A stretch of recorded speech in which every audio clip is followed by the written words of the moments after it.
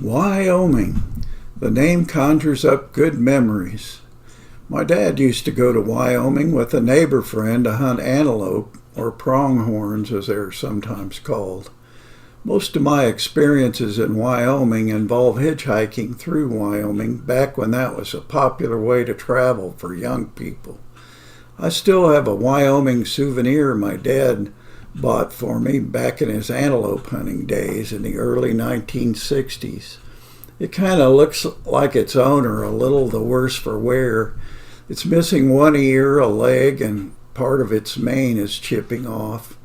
It's lost its faux bronze coating as well. My dad had a funny antelope hunting story he used to tell.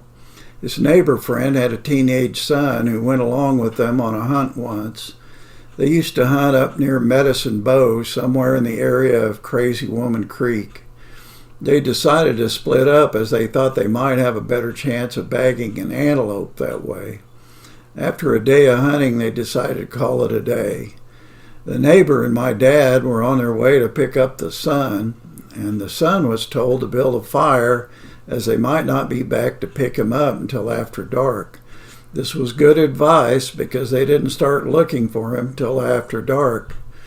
One thing they didn't take into account, though, was the only fuel available in the area was sagebrush, which burns like gasoline.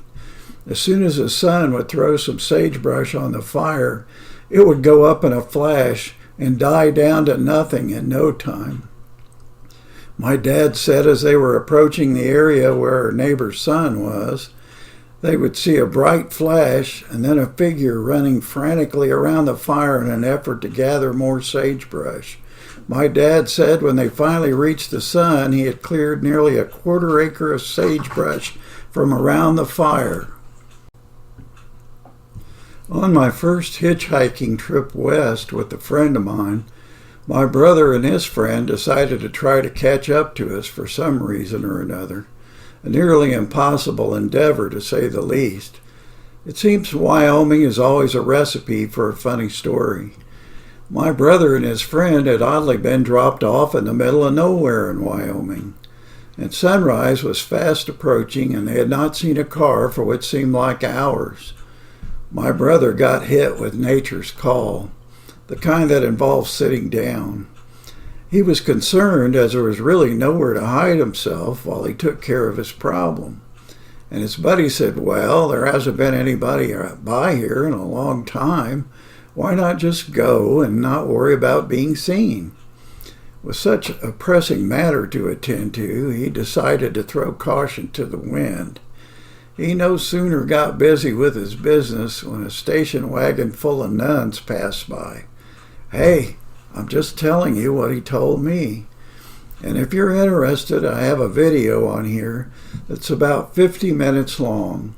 It tells the story of a hitchhiking trip that started out as a trip to Oregon from Kansas City, Missouri with two friends and ended up in Anchorage, Alaska with no friends. It is illustrated with about 73 illustrations. There's a funny story in the video that takes place in Gillette, Wyoming during a snowstorm at 3 o'clock in the morning. Well, I guess I'd better end this session for now.